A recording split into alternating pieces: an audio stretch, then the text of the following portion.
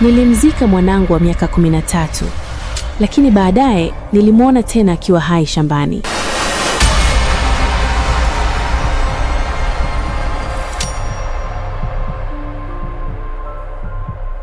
Miaka 2 iliyopita niliolewa huko Lindi. Nilikuwa tayari nina mtoto wa miaka 13, lakini baba yake alimkataa. Mume wangu mpya alinipokea mimi na mwanangu kwa upendo. Lakini wakati mimi nikiwa mjamzito wa miezi 8, mwanangu aliugua sana. Kwa sababu ya mimba sikuweza hata kumhudumia vizuri. Mwezi mmoja baadaye, siku nilipojifungua mtoto mwingine, ndipo nikapewa taarifa mbaya. Mwanangu wa kwanza alikuwa amefariki. Nilikwenda mpaka kwenye kaburi lake kuliona kwa macho yangu. Baadaye maisha yaliendelea. Mtoto wangu mdogo alipofikisha miezi 10, nilienda Songea kukagua mashamba ya mahindi niliyokodi.